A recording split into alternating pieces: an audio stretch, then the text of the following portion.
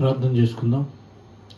మా పరిశుద్ధుడు ఘనమైన తండ్రి, నీ పరిశుద్ధ పాదాలకు లెక్కలేని నిస్తుతులు చెల్లిస్తా ఉన్నాం ప్రభా. ఈ యొక్క ఉదయకాలం పునరుత్థాన దినం నీ పాదాల దగ్గరకు వచ్చాం ప్రభా. నాయనా, ప్రపంచమంతా నీ బిడ్డలు నిన్ను ఆరాధించే పునరుత్థాన దినమందు ప్రభా, ప్రస్తుత పరిస్థితులను బట్టి సమాజంగా కూడలేక, సంఘంగా కూడలేక, ఎటు రీతిగా నాయన ఆన్లైన్లో ఆరాధన చేసుకోవడానికి నేను మీరు మాకు ఇచ్చిన సమయాన్ని బట్టి మరొకసారి నీకు స్తుతులు చెల్లిస్తూ ఆరాధిస్తూ ఉన్నాం. త్వరలో నీ పరిస్థితులను సానుకూలపరచబడి తిరిగి మేమందరం కలుసుకుని ఏకంగా కూడి ఆరాధించే కృప దయచేయండి. ఈ ఆరాధనలో మీరు ఉండండి, ఆది నుంచి అంతవరకు మీరు ఉండండి. మేము పాడే పాటల్లో, స్తుతి ఆరాధనలో, వాక్య ధ్యానంలో మీరు ఉండండి. ఈ మాటలు వింటున్న నాయన, ఇందులో పాలు పంపులు పొందుతున్న ప్రతి బిడ్డను ప్రేమతో మీరు దర్శించి దీవించి మహిమ తెచ్చుకోండి. కృప చూపించండి, సహాయం చేయండి. యేసే నామములోనే మిక్కిలి వినయంతో ఈ ప్రార్థన విన్నవించి వేడుకొంచున్నాము తండ్రి. Amen, amen. ఒక పాట పాడుకుందాం. మనందరికీ తెలిసినటువంటి పాట, సోలిపోవలదు మనస సోలిపోవలదు అనే పాట పాడుకుందాం. సోలిపోవలదు మనసా సోలిపోవలదు, సోలిపోవలదు మనసా సోలిపోవలదు. నిన్నుగని పిలచిన దేవుడు విడిచిపోతాడా? నిన్నుగని పిలచిన దేవుడు విడిచిపోతాడా? సోలిపోవలదు మనసా సోలిపోవలదు, సోలిపోవలదు మనసా సోలిపోవలదు.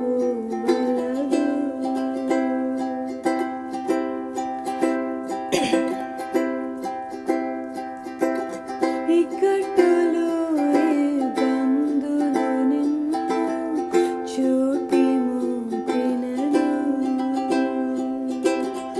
ఇక్కట్టులు ఇబ్బందులు నిన్ను చూటి మోపినను. ప్రియుడు నిన్ను చేరదీసిన ఆనందమే కాదా? ప్రియుడు నిన్ను చేరదీసిన ఆనందమే కాదా?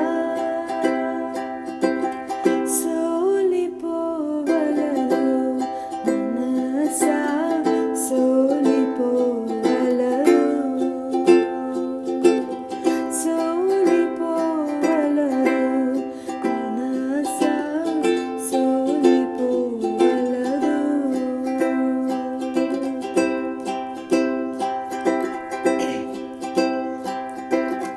శోధనలను జయించిన భాగ్యవంతుడవు, శోధనలను జయించిన భాగ్యవంతుడవు. జీవ కిరీటం మోయువేళ ఎంత సంతోషము, జీవ కిరీటం మోయువేళ ఎంత సంతోషము. సోలిపోవలదు మనసా సోలిపోవలదు, సోలిపోవలదు మనసా సోలిపోవలదు.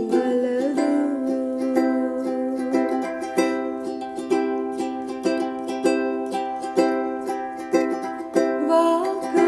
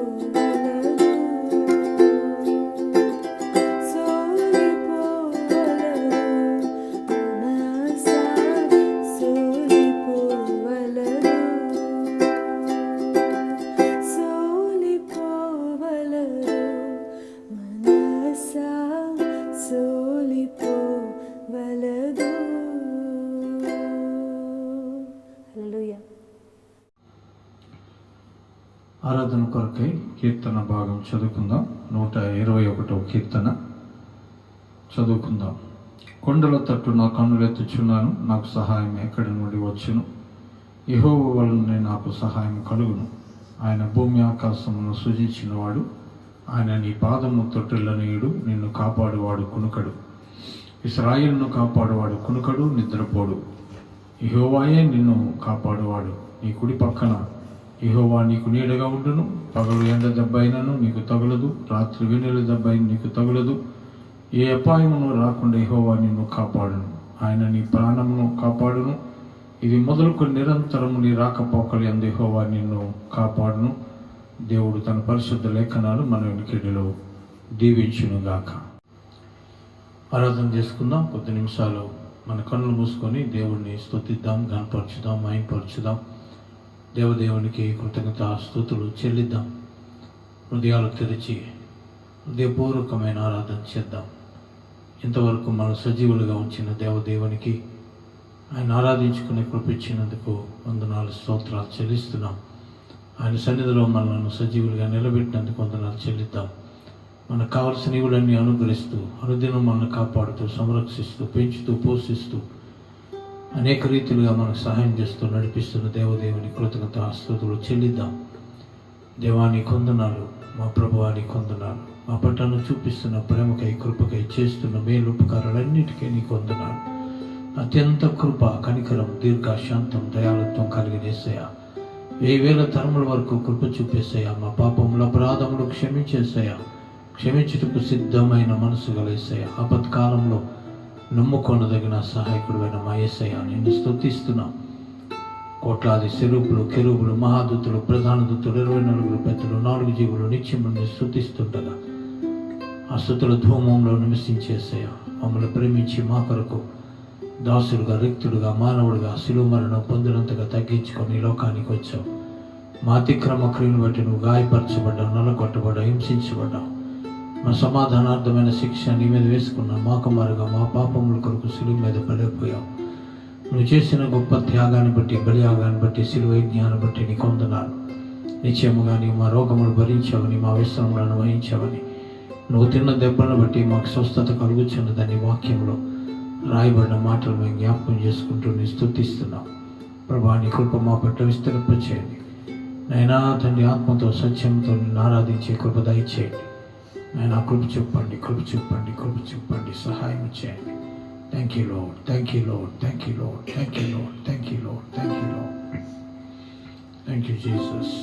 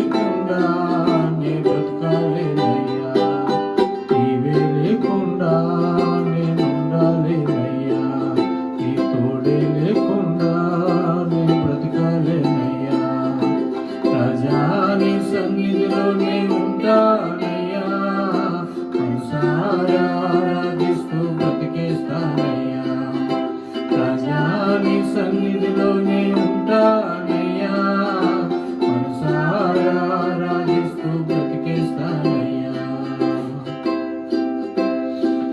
నీ సన్నిధానంలో సంపూర్ణ సంతోషం, ఆరాధించుకునే విలువైన అవకాశం. నీ సన్నిధానములో సంపూర్ణ సంతోషం, ఆరాధించుకునే విలువైన అవకాశం. కోల్పోయినవన్నీ నాకు ఇచ్చుటకును, బాధలలో నుండి బ్రతికించుటకును. కోల్పోయినవన్నీ నాకు ఇచ్చుటకును, బాధలలో నుండి బ్రతికించుట నీవే రాకపోతే నేనేమైపోదును, నీవే రాకపోతే నేనేమైపోదును. నేనుండాలేనయ్యా, నే బ్రతకాలేనయ్యా, నేనుండాలేనయ్యా, నే బ్రతకాలేనయ్యా. నీవే లేకుండా నేనుండాలేనయ్యా, నీ తోడే లేకుండా నే బ్రతకాలేనయ్యా. నీవే లేకుండా నేనుండాలేనయ్యా, నీ తోడే లేకుండా నే బ్రతకాలేనయ్యా. రాజా నీ సన్నిధిలోనే ఉంటానయ్యా, మనసారా ఆరాధిస్తూ బ్రతికేస్తానయ్యా. రాజా నీ సన్నిధిలోనే ఉంటానయ్యా, మనసారా ఆరాధిస్తూ బ్రతికేస్తానయ్యా. ఒంటరి పోరు నన్ను విసిగించిన మనుషులెల్లరూ నన్ను తప్పు పట్టిన, ఒంటరి పోరు నన్ను విసిగించిన మనుషులెల్లరూ నన్ను తప్పు పట్టిన. ఒంటరి వాడే 1000 మంది అన్నావు, నేనున్నానులే భయపడకు అన్నావు. ఒంటరి వాడే 1000 మంది అన్నావు, నేనున్నానులే భయపడకు అన్నావు. నేనంటే నీకు ఇంత ప్రేమ ఏంటయ్యా, నేనంటే నీకు ఇంత ప్రేమ ఏంటయ్యా. నేనుండాలేనయ్యా, నే బ్రతకాలేనయ్యా, నేనుండాలేనయ్యా, నే బ్రతకాలేనయ్యా.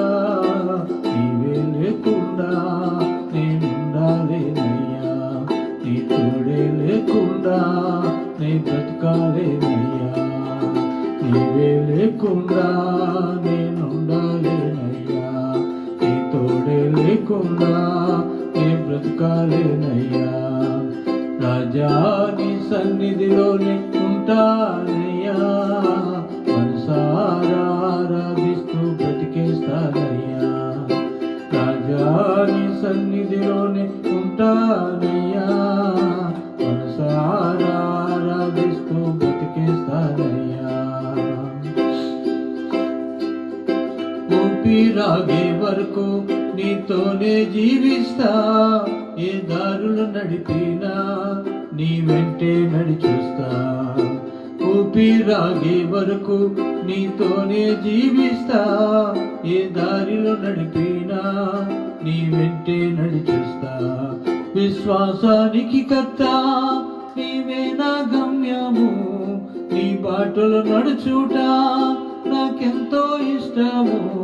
విశ్వాసానికి కర్త నీవే నా గమ్యము, నీ బాటలు నడుచుట నాకెంతో ఇష్టము.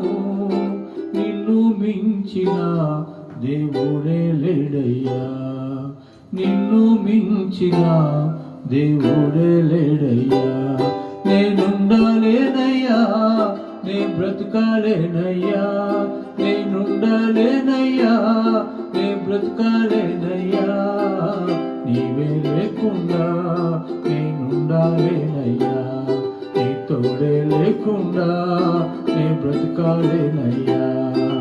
నీవే లేకుండా నేనుండాలేనయ్యా, నీ తోడే లేకుండా నే బ్రతకాలేనయ్యా.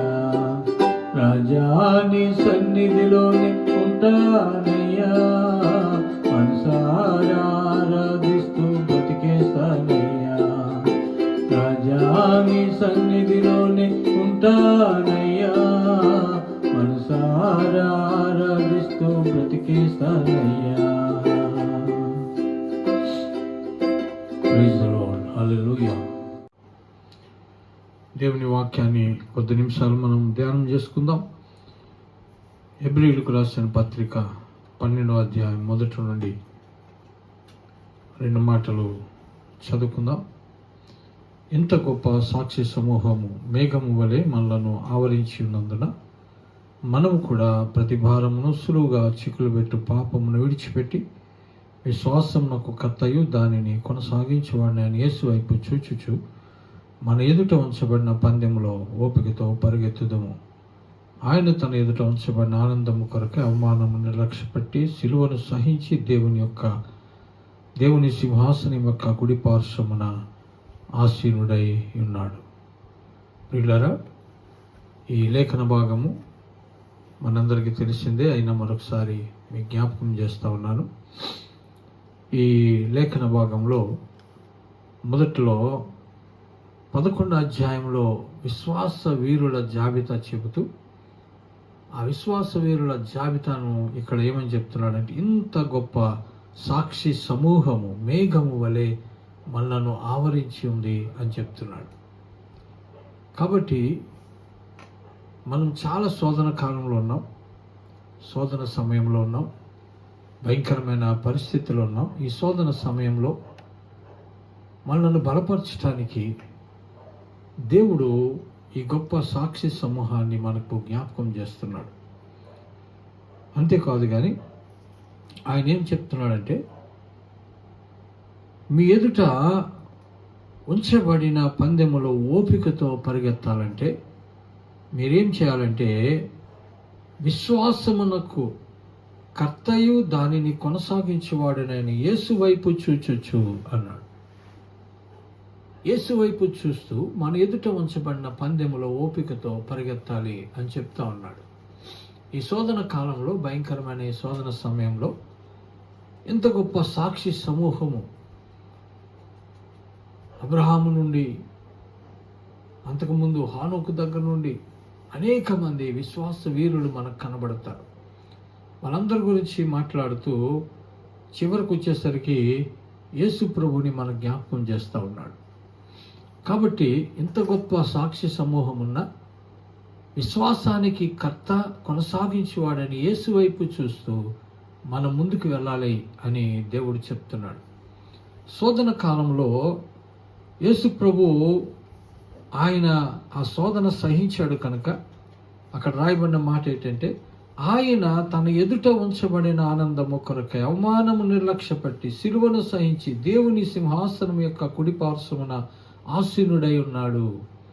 అవమానాలు, నిందలు, కష్టాలు, ఇబ్బందులు, సిలువ మరణం, భయంకరమైన శోధనలు ఇవన్నీ ఆయన సహించాడు కనుక, వాటన్నిటిని అధిగమించాడు కనుక ఆయన సర్వోన్నతమైనటువంటి ఆ సింహాసనంలో, తండ్రి సింహాసనంలో ఆయన తండ్రి కుడిపార్శ్వమున ఆసీనుడై ఉన్నట్టుగా, ఆయన దేవుడు బహుగా ఇచ్చించినట్లుగా ఆయనను అన్ని నామముల కంటే పైనామం ఆయనకి ఇచ్చినట్లుగా, అంతేకాదు కానీ భూలోక పరలోకాల్లో సర్వాధికారం ఇచ్చినట్లుగా మనం చూస్తాం.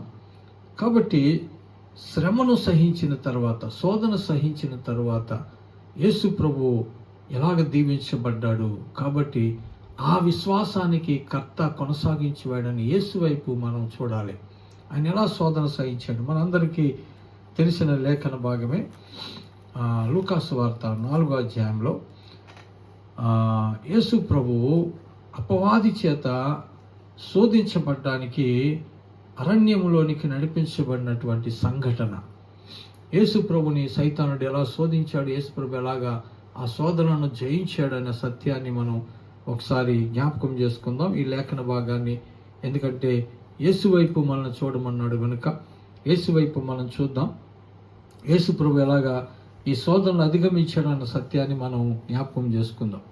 4వ అధ్యాయం 1వ వచనంలో, యేసు పరిశుద్ధాత్మ పూర్ణుడై యోర్దాను నది నుండి తిరిగి వచ్చి 40 దినములో ఆత్మచేత అరణ్యములో నడిపింపబడి అపవాది చేత శోధింపబడుచుండెను. ఎప్పుడైతే యేసు ప్రభు బాప్తిసం తీసుకున్న తర్వాత ఆయన అపవాది చేత శోధించబడ్డానికి ఆత్మచేత అరణ్యములోనికి నడిపించబడ్డాడు.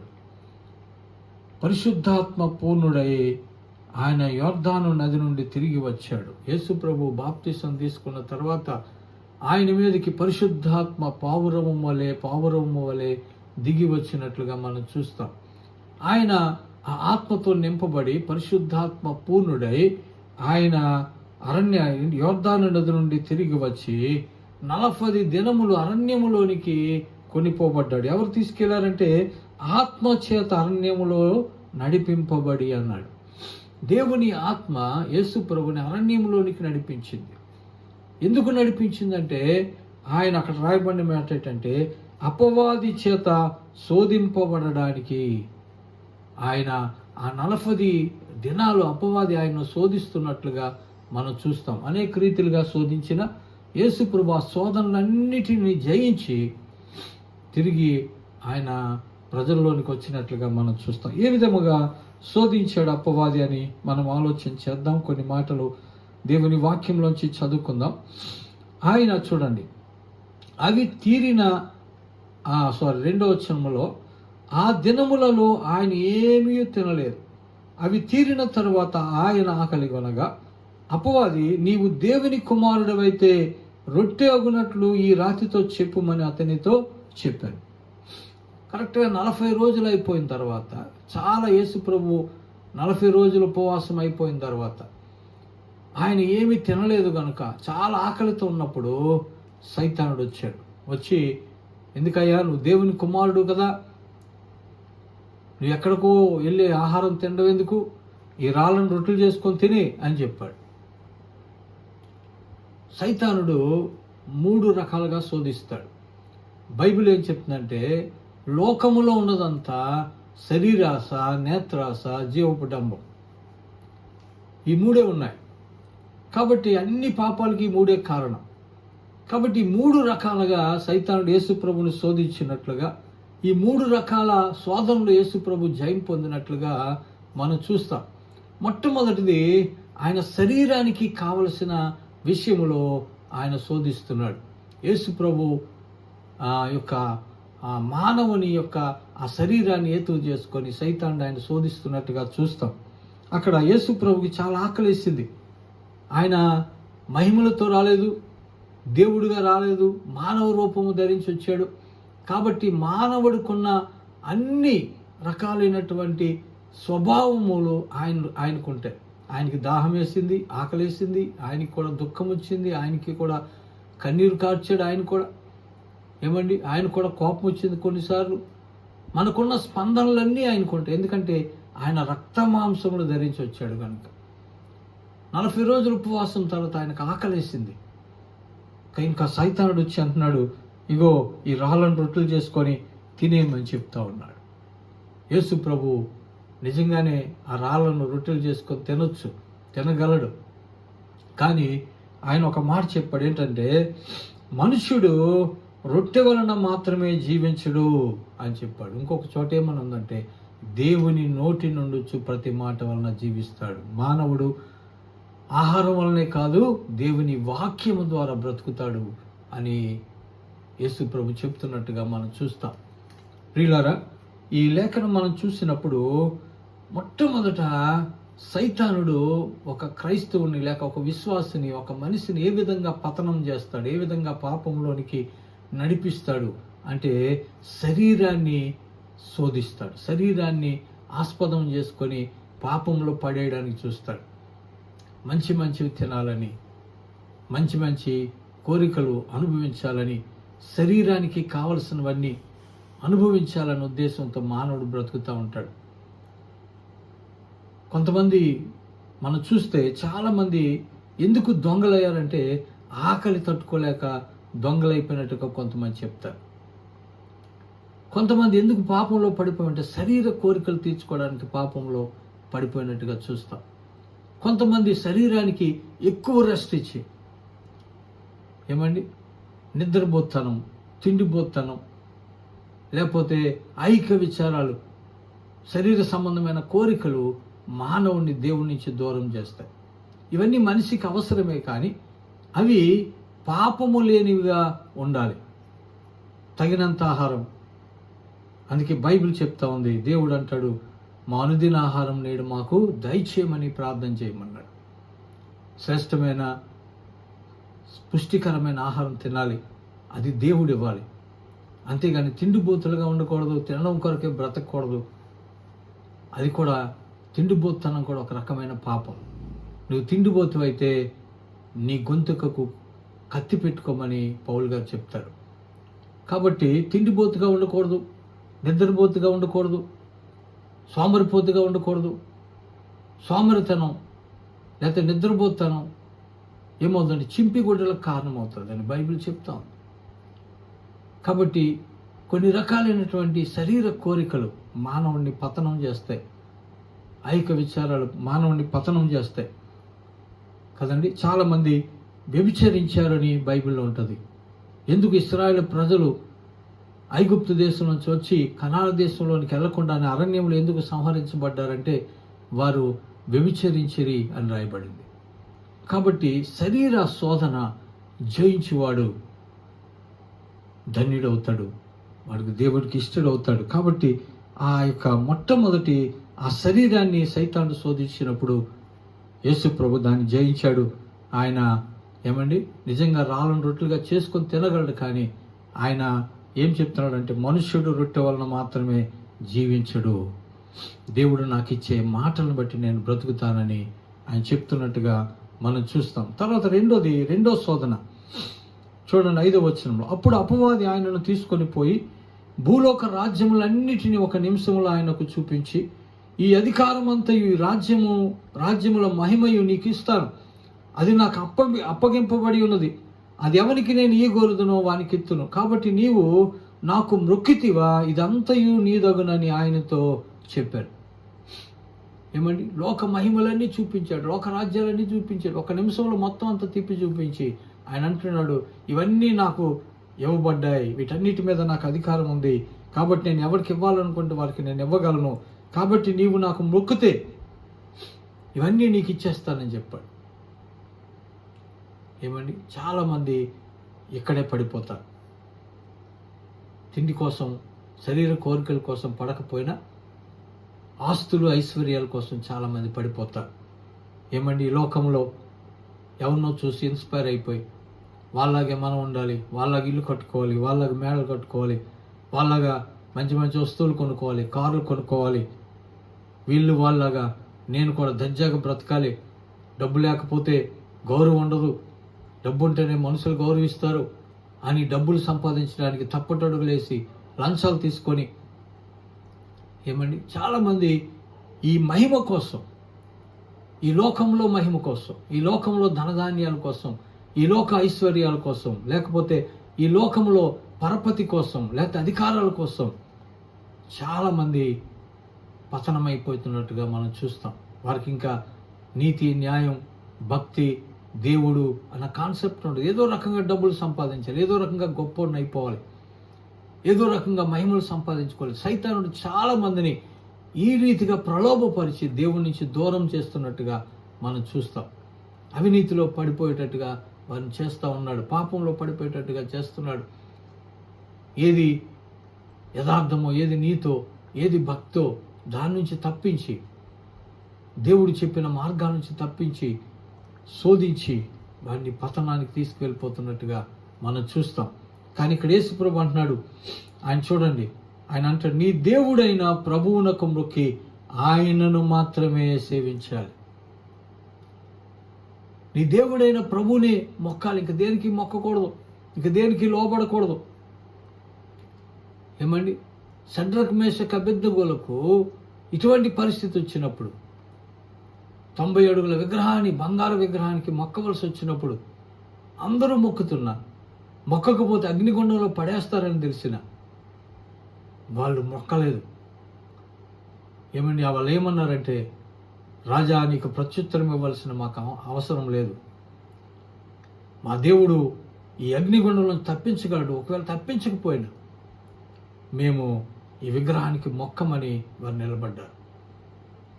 ఇక్కడ కూడా యేసు ప్రభు అంటున్నాడు, నీ దేవుడైన ప్రభువునకు మొక్కి ఆయనను మాత్రమే సేవించాలని రాయబడి ఉంది. కాబట్టి వాక్యానికి విరుద్ధంగా నేనేమి చేయను, ఇంకెవరికి నేను మొక్కను, నా తండ్రి అయిన దేవునికే నేను మొక్కుతాను అని యేసు ప్రభు వాక్యాన్నే తిరిగి చూపించి చెప్తున్నట్టుగా మనం చూస్తాం. మొదటి శోధనకు కూడా ఆయన వాక్యంతోనే సమాధానం చెప్పాడు, రెండో శోధనకు కూడా ఆయన వాక్యంతోనే సమాధానం చెప్పాడు. మూడో విషయం మనం చూస్తే, అప్పుడు వాడు ఏం చేశాడంటే, చూడండి, ఆయన 9వ వచనంలో, పిమ్మట ఆయనను యెరూషలేమునకు తీసుకొని పోయి దేవాలయ శిఖరమునకు ఆయన నిలవబెట్టి, నీవు దేవుని కుమారుడవైతే ఇక్కడ నుండి క్రిందికి దుముకుము. నువ్వు దేవుని కుమారుడవైతే, మొదటి శోధనలో కూడా ఆయన అన్నాడు, నువ్వు దేవుడి కుమారుడవైతే ఈ రొట్టె అగునట్లు ఈ రాతితో చెప్పు అన్నాడు. ఇక్కడ కూడా అన్నాడు, నీవు దేవుని కుమారుడవైతే ఈ పైన ఆ శిఖరం నుంచి దూకే అని చెప్పి దానికి ఒక వాక్యాన్ని కూడా చెప్తున్నాడు. ఏమండి, నిన్ను కాపాడుటకు నిన్ను గూర్చి తన దూతలకు ఆజ్ఞాపించును. నీ పాదం ఎప్పుడైనా రాతికి తగలకుండా వారు నిన్ను చేతులతో ఎత్తుకుంటారని వ్రాయబడి ఉన్నదని ఆయనతో చెప్పారు. 91వ కీర్తన 11-12 వచనాలు ఉంటుంది. మార్గంలో నిన్ను కాపాడుటకు తన దూతలను ఆజ్ఞాపించును. నీ పాదములకు రాయి తగలకుండా వారు నిన్ను ఎత్తి పట్టుకుంటారన్న వాక్యము. సైతానికి కూడా వాక్యం తెలుసు అని ఇక్కడ మనకు అర్థమవుతా ఉంది. కాబట్టి వాక్యం చూపించి నువ్వు దూకే, దూతలకు దేవుడు ఆజ్ఞాపించాడు కదా, 91లో కీర్తనలో వాగ్దానం ఉంది కదా, కాబట్టి నీకేమీ కాళ్ళు చేతులు విరగకుండా నిన్ను కాపాడుతాడు, వారు నీ చేతులతో ఎత్తుపట్టుకుంటారు, కాబట్టి నువ్వు దూకే అంటున్నాడు.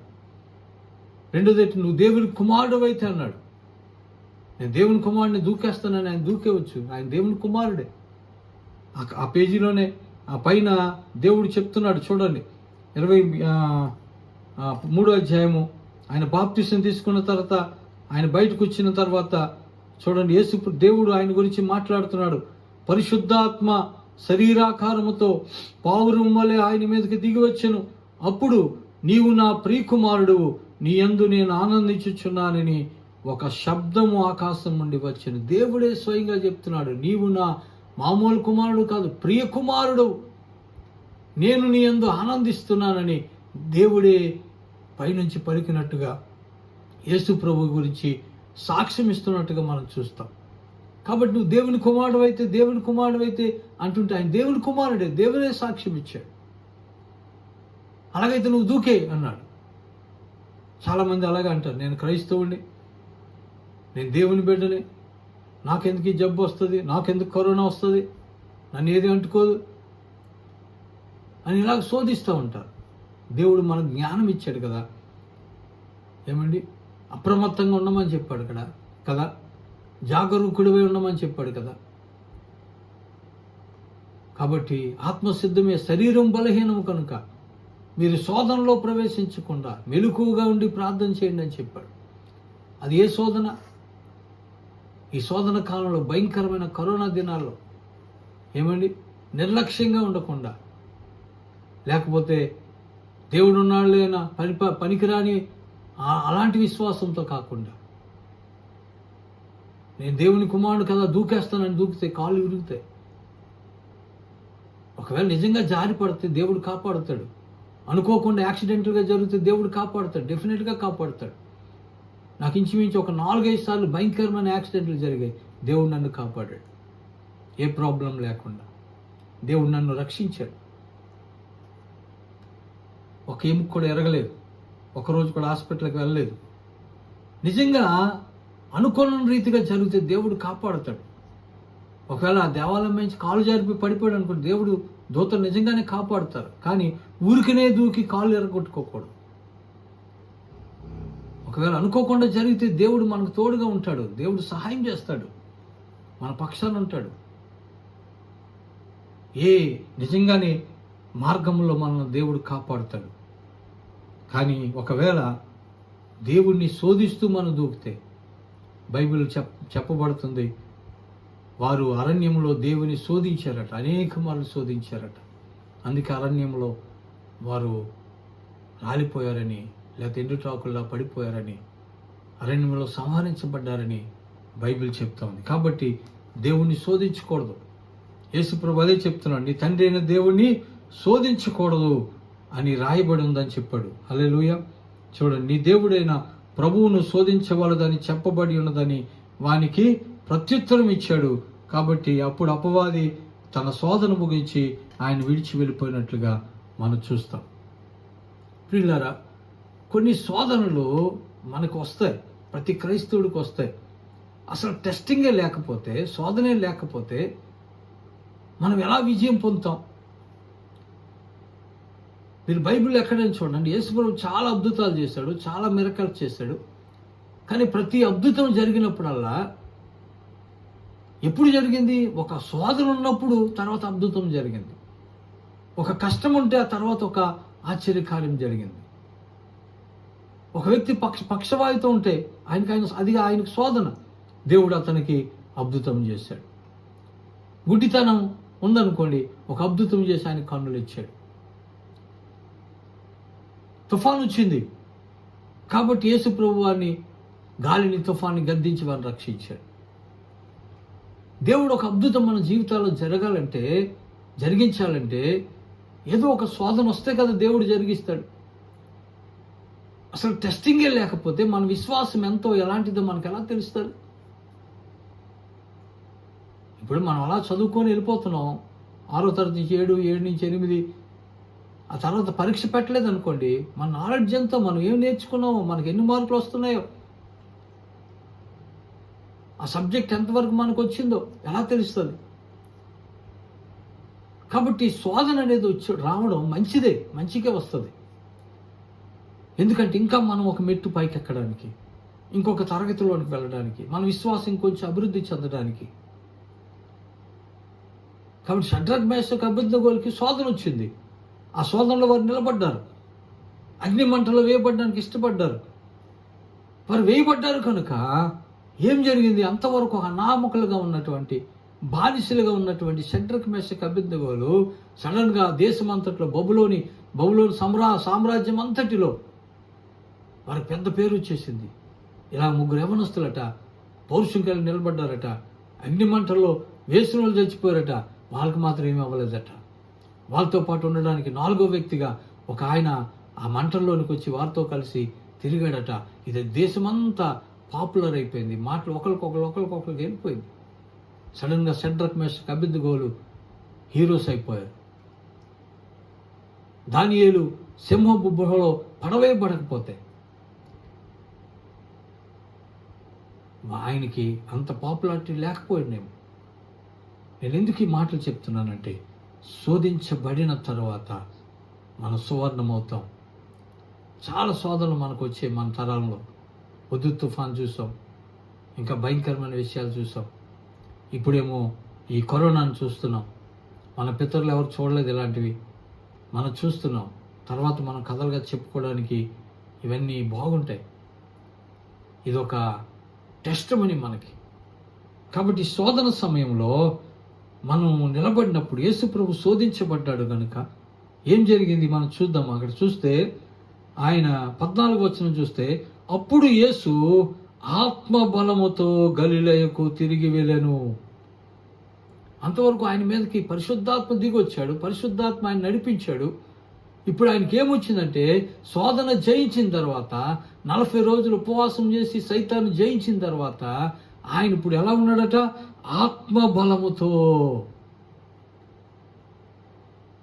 After testing there is a blessing. శోధించబడిన తర్వాత ఒక ఆశీర్వాదం ఉంటుంది. యేసు ప్రభువు ఆత్మబలముతో ఆయన తిరిగి గలిలయకి వచ్చాడు. గొప్ప బలం సంపాదించుకున్నాడు, గొప్ప శక్తితో ఆయన వచ్చాడు. ఆ తర్వాత ఆయన అనేకమైన అద్భుతాలు చేసినట్లుగా చూస్తాం. మాట పలికితే అద్భుతం జరిగిపోతున్నట్టుగా మనం చూస్తాం. కాబట్టి శోధన సమయంలో మనం నిలిచి ఉంటే ఆ తర్వాత ఆశీర్వాదం మనకు వస్తుంది, బలం వస్తుంది, అభిషేకం వస్తుంది. ఏమండి? రెండో విషయం చూడండి. ఆయన 17వ వచనం చూస్తే, 16వ వచనం చదివితే, తరువాత ఆయన తాను పెరిగిన నజరేతునకు వచ్చెను. తన వాడుకు చొప్పున విశ్రాంతి దినమందు సమాజ మందిరంలోనికి వెళ్ళి చదువుటకై నిలుచుండగా ప్రవక్త అయిన యెషయా గ్రంథము ఆయన చేతికి ఇవ్వబడెను.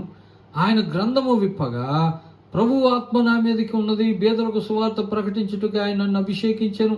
చెరలోనున్న వారికి విడుదల, గుడ్డి వారికి చూపు కలుగునని ప్రకటించుటకు, నలిగిన వారిని విడిపించుటకు, ప్రభువు హితవచనం ప్రకటించుటకు ఆయన నన్ను పంపి ఉన్నాడు అని వ్రాయబడిన చోట ఆయనకు దొరికెను.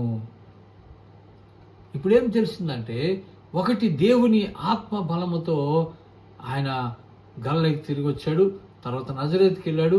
ఆయన తన వాడుకు చొప్పున విశ్రాంతి దినంలో మందిరంలోనికి వెళ్ళాడు. అక్కడ గ్రంథం తీసి చదువుతూ ఉంటే ఆయన ఎందు నిమిత్తం ఈ లోకానికి వచ్చాడో అదే వాక్యం ఆయనకు వచ్చింది. అదే వాక్యాన్ని చదివి ఆయన అక్కడ పెట్టినట్టుగా మనం చూస్తాం. ఆ తర్వాత ఆయన ఏం చెప్తున్నాడంటే, ఏమండి చూడండి,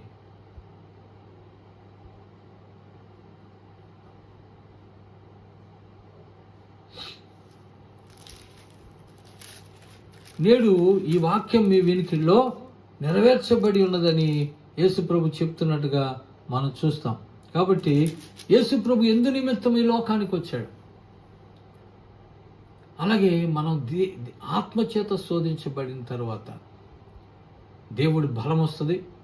నెక్స్ట్ ఏంటంటే, మనం ఎందు నిమిత్తం ఈ లోకంలో ఉన్నామో, అసలు మన పర్పస్ ఏంటో అది మనకి తెలియజేయబడుతూ ఉంటుంది. కొంచెం కొంచెం శోధించబడుతూ ఉన్నప్పుడు క్రైస్తవ జీవితం అంతా శోధనలు ఉంటాయి. ఏదో ఒక రోజు 2 రోజులు కాదు, చనిపోయే వరకు సైతానుడు శోధిస్తూనే ఉంటాడు. దేవుడు కొన్నిసార్లు అనుమతిస్తూనే ఉంటాడు. ఆ శోధనలో మనం నిలబడాలని దేవుడు కోరుకుంటాడు. ఆ శోధనలో మనం పడేయాలని సైతానుడు కోరుకుంటూ ఉంటాడు. నిత్య జీవానికి వెళ్లకుండా తప్పించడానికి సైతాను ప్రయత్నం చేస్తూ ఉంటాడు. నిత్య జీవానికి మనం నడిపించడానికి, మన విశ్వాసాన్ని బలపరచడానికి దేవుడు ప్రయత్నం చేస్తూ ఉంటాడు. పరిశుద్ధాత్మ దేవుడు నడిపిస్తూ ఉంటాడు. కాబట్టి ఈ శోధన తర్వాత ఏం తెలిసిందంటే, యేసు ప్రభు యొక్క ఈ లోకానికి రావడానికి ఒక కారణం ఆయనకి తెలిసినట్లుగా, లేదా ఆయనకి తెలుసు అనుకోండి, మనకి తెలియడానికి దేవుడు సహాయం చేస్తాడు. కొన్ని శోధనలు మన పర్పస్ ఏంటి, మనం ఏం చేయాలి, అసలు ఇప్పుడు ఏం చేస్తున్నాం, దేనికోసం బతుకుతున్నాం, అసలు దేని కొరకు బ్రతకాలి, ఈ లోకంలో మనం ఏం చేయాలి అన్న సత్యాలు దేవుడు మనకు బయలుపరుస్తూ ఉంటాడు. ఒక్కొక్క సంఘటన ఒక్కొక్క పాఠం మనకు నేర్పిస్తూ ఉంటుంది. ఇలాగుండాలి, ఇలాగుండాలి, ఇలా చేయాలి, ఇవి చేయకూడదు అని దేవుడు మనకు నేర్పిస్తూ ఉంటాడు. మూడో విషయం నేను చెప్తాను చూడండి. అక్కడ ఆయన ఎప్పుడైతే గ్రంథము ఆయన అక్కడ పెట్టి కూర్చున్నాడో, సమాజ మందిరం 21వ వచనం ఉంటుంది. సమాజ మందిరములోనున్న వారు అందరూ ఆయనను తేరి చూశారు. అందరు చూపు యేసు ప్రభు మీదకి వచ్చింది. ఒకసారి వాళ్ళు మాట్లాడుకుంటున్నారు చూడండి. అప్పుడు అందరూ ఆయన గూర్చి సాక్ష్యం ఇచ్చుచు ఆయన నోటి నుండి వచ్చిన దయగల మాటలకు ఆశ్చర్యపడి అనుకుంటున్నారట, ఈయన యోసేపు కుమారుడు కాదా. ఆయన మాట్లాడుతూ ఉంటే అందరి దృష్టి ఆయన మీదకి వెళ్ళిపోయింది. ఏమండి, ఆయన దయగల మాటలకు వాళ్ళు ఆశ్చర్యపోయారట. ఆశ్చర్యపోయి ఆయన మాట్లాడే తీరు, ఆయన ధైర్యము, ఆయన నిబ్బరము చూసి వాళ్ళందరూ అనుకుంటున్నారట, ఈయన యోసేపు కుమారుడు కాదా. యోసేపు కుమారుడు అయితే, మామూలు కార్పెంటర్ కొడుకు అయితే ఇలా మాట్లాడతాడా, ఇలా చేస్తాడా? అవును, ఆయన యోసేపు కుమారుడుగా పిలవబడిన దేవుని కుమారుడు. ఆయన చాలా అద్భుతాలు చేశాడు. ఆయన అందరూ చాలాసార్లు ఆయన చూసి చాలామంది ఆశ్చర్యపోయారు. ఈయన ఎట్టివాడు, ఈయనకి గాలి సముద్రం లోబడుతున్నాయని చెప్పుకున్నారు. ఇక్కడ వీళ్ళేమనుకుంటున్నారంటే, ఈయన యోసేపు కుమారుడు కాడా, ఈయన నిజంగా దేవుని కుమారుడు అయి ఉంటాడని వాళ్ళు చెప్పుకుంటూ ఉన్నారు. సైతానుడు ఏదో లోకరాజ్యాలు మహిమలు ఇస్తానన్నాడు, కానీ అవన్నీ విడిచిపెట్టుకొని, తృణప్రాయంగా విడిచిపెట్టుకొని యేసు ప్రభు వచ్చేసాడు కనుక ఇక్కడ దేవుడు అతన్ని ఘనపరచడం మొదలుపెట్టాడు. ప్రజలందరి దృష్టి ఆయన వైపు తిరుగుతున్నట్టుగా మనం చూస్తాం. ప్రజలందరూ ఆయన గురించి మాట్లాడుకుంటున్నట్టుగా మనం చూస్తాం. తర్వాత మన హెబ్రీ పత్రికలో చూసినట్లుగా మహోన్నతుని సింహాసనం మీద కుడిపార్శ్వమున కూర్చుని ఆ గొప్ప అవకాశాన్ని దేవుడు ఆయనకి ఇచ్చాడు. ఆ ఆనందము కొరకు ఆయన సిలువను సహించి, శ్రమలు సహించి, అవన్నీ భరించి, శోధనలన్నీ సహించి ఆ ఉన్నత స్థితికి హెచ్చించబడినట్టుగా మనం చూస్తాం. ప్రియులరా, శోధనలు మంచికే వస్తాయి, మన మంచికే వస్తాయి. అవి ఇంకొంచెం మనలను ముందుకు నడిపిస్తాయి, ఇంకొంచెం మనల్ని బలపరుస్తాయి, మన విశ్వాసంలోంచి ఇంకొక అధిక విశ్వాసంలో నడిపిస్తాయి. ఈ టెస్టింగ్లన్నీ దేవుడు కొన్నిసార్లు మనకు అనుమతిస్తాడు. ఏంటి లోకం ఇలాగైపోయింది, ఏంటి పరిస్థితులు ఇలాగున్నాయి, ఎక్కడ చూసినా భయము, ఎక్కడ చూసినా మరణాలు, మన చుట్టూ రకరకాలైనటువంటి భయంకరమైన సంఘటనలు మనం చూస్తున్నాం. ఎప్పుడూ లేని పరిస్థితులు మనం అనుభవిస్తూ ఉన్నాం.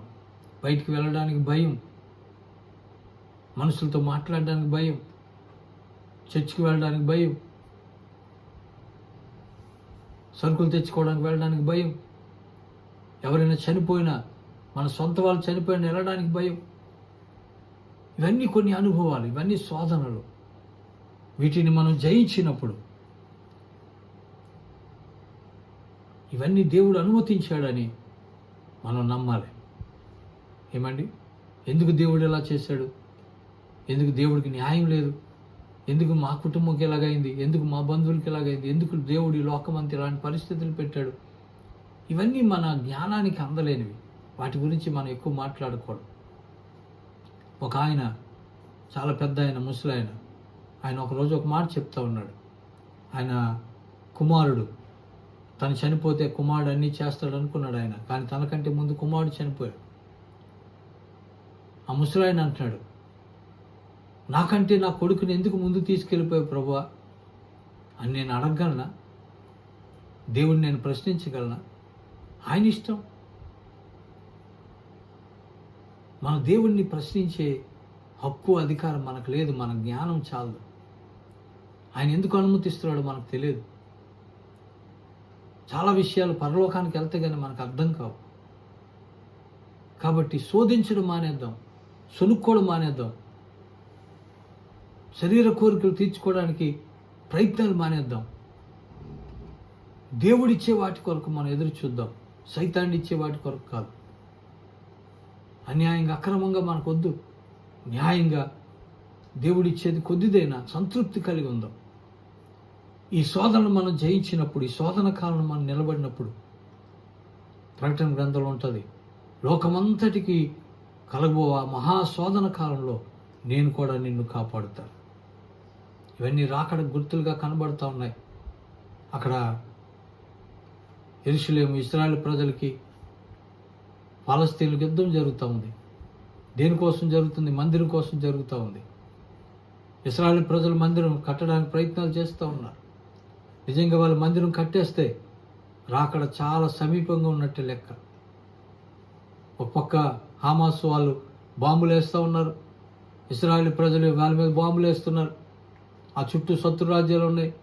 వాళ్ళందరూ ఒకటైపోతే ప్రపంచ యుద్ధం వచ్చేస్తుంది. ప్రపంచ యుద్ధం వచ్చిందా, రాకడ దగ్గరకు వచ్చినట్టే లెక్క. కాబట్టి మనం చాలా జాగరూకులమే ఉండాలి, అప్రమత్తంగా ఉండాలి. శోధన కాలంలో నిలబడాలి, దేవుడి సహాయం అడగాలి, దేవుడి కొరకు పౌరుషం, రోషం కలిగి నిలబడాలి. షడ్రక్, మేషక్, అబేద్నెగోలాగా, దానియేలులాగా, యేసు ప్రభులాగా. కాబట్టి ఇంత గొప్ప సాక్షి సమూహం ఉంది. అగ్ని మంటలు చల్లార్చిన వాళ్ళు, సింహం నోళ్ళు మోయించేవాళ్ళు, చచ్చిపోయిన వారిని తిరిగి బ్రతికించుకున్న వాళ్ళు, అనేక మంది గురించి అక్కడ రాశాడు. వీళ్ళందరూ మేఘం వల్లే మనల్ని ఆవరించి ఉన్నారు.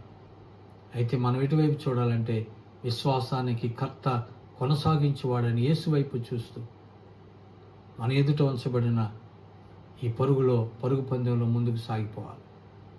కాబట్టి యేసయ్య ఎలాగ శోధన సహించాడు, ఎలాగ సైతాన్ని ఓడించాడు, ఎలా తర్వాత అద్భుతాలు, ఆశ్చర్యకార్యాలు జరిగించే స్థితిలోనికి వచ్చాడు మనం చూసాం. కనుక యేసు ప్రభుని మనం ఫాలో అవుదాం. ఆయనే మనకు మాదిరి, ఆయన నడిచిన త్రోవే మనకు మార్గం. ఆయన అడుగులో అడుగు వేసుకుంటూ మనం ముందుకు వెళ్ళిపోవాలి. కాబట్టి యేసు ప్రభుని వెంబడిద్దాం, ఆయన కొరకు నమ్మకంగా బ్రతుకుతాం. ఈ శోధన కాలంలో దేవుని కొరకు నిలబడదాం. ఒక నెల రోజులు మహా అయితే, ఈ లోపల వ్యాక్సిన్స్ వచ్చేస్తే, మందులు వచ్చేస్తే, అందరికీ హెడ్ ఇమ్యూనిటీ పెరిగిపోద్ది. ఇదంతా మామూలు పరిస్థితులు వచ్చేస్తాయి. నేను నమ్ముతున్నాను దేవుడు కార్యాలు చేస్తాడు. కాబట్టి ఈ శోధన కాలం కొద్ది రోజులు నమ్మకంగా ఉండండి, జాగ్రత్తగా ఉండండి, అప్రమత్తంగా ఉండండి. దేవుడు మిమ్మల్ని దీవించును గాక. కళ్ళు మూసుకోండి, ప్రార్థన చేసుకుందాం. మా పరిశుద్ధుడు, ఘనమైన తండ్రి, నీ కొందనాలు. నీ మహాకృపలో, ప్రేమలో నీ పాదాల దగ్గరకు వస్తున్నాం తండ్రి. ఇంతవరకు మీరు మాతో ఉన్నారు. నా నీ శోధన కాలంలో ఏ రీతిగా మేము ముందుకెళ్లాలో మాతో మాట్లాడారు. విశ్వాసానికి కర్త కొనసాగించేవాడని యేసు వైపు చూస్తూ మా ఎదుట ఉంచబడిన పందెంలో ఓపికతో పరిగెత్తాలని చెప్పారు. యేసు ప్రభు ఎలాగైతే శోధనలు జయించాడు, ఈ కరోనాని మేము జయించడానికి, నాయనా శోధనలు జయించడానికి మీరు మాకు సహాయం చేయండి తండ్రి. నాయన శరీర కోరికలు, అలాగే ఐక్య విచారాలు, లోక సంబంధమైన ఆస్తులు, మహిమలు, అధికారాల కోసం కాకుండా తండ్రి, దేవుని శోధించకుండా, దేవుని మహిమకు అపకీర్తి తేకుండా మేము బ్రతకడానికి సహాయం చేయండి నాయన. మేము నీ కొరకు నమ్మకంగా బ్రతకడానికి మాకు సహాయం చేయండి. మమ్మల్ని బలపరచండి, మా విశ్వాసాన్ని ఇంకా వృద్ధి పొందించండి, ఇంకా భక్తి జీవితంలోకి మమ్మల్ని నడిపించండి, ఇంకా నీతో అంటుకట్టుబడి సమాధానపరచబడి నీ కొరకు బ్రతకడానికి సహాయం చేయండి. ఈ శోధన కాలంలో నీ బిడ్డలందరినీ మీరు కాపాడండి. ఏ తెగులు, ఏ గుడారము సమీపించకుండా ప్రతి కుటుంబం చుట్టూ నీ కంచె వేయండి. నీ అందిన విశ్వాసం ఉంచిన వారిని ఎవరిని సిగ్గుపరచకుండా తలగా దీవెనగా ఉంచండి నాయనా. దుష్టుడు శోధించకుండా, చేతిని వెరువెత్తకుండా కాపాడండి. నీ సరళతలో నుండి నాయనా, నీ యొక్క చిత్తంలో నుంచి, నీ సంకల్పంలో నుండి ఎవరు తప్పిపోకుండా, సైతాన్ని ఎవరు భ్రమపరచకుండా ప్రభువా మీరు సహాయం చేయండి. ఆదరించి, ఆస్వాదించి, నడిపించి మహిమ తెచ్చుకోండి తండ్రి. కృప చూపండి. రాబో వారమంతా కాపాడి మరొక పునరుత్థాన దినమందు తిరిగి నీ పాదాల చెంత నిలబెట్టండి. నీ బిడ్డలు నీ కాపుదలకు అప్పచెప్తూ, నీ భద్రతకు అప్పచెప్తూ నాయనా, విత్తబడిన వాక్యం అందరి జీవితాల్లో నీరు కట్టి ఫలింప చేయమని, మహిమ పొందమని యేసే నామములో మిక్కిలి వినయంతో ఈ ప్రార్థన విన్నవించి వేడుకొంచున్నాము తండ్రి. ఆమేన్. పరమ తండ్రి అయిన దేవుని ప్రేమ, ప్రభువు రక్షకుడైన యేసే కృపా కటాక్షములు, పరిశుద్ధాత్మని నిత్య అన్యోన్య సహవాసము, నడిపింపు, ఆదరణ ఈ శోధన కాలంలో బిడ్డలందరికీ తోడై ఉండి సదా సర్వ సత్యంలోనికి నడిపించును గాక. Amen, amen, amen. God bless you all. Praise the lord.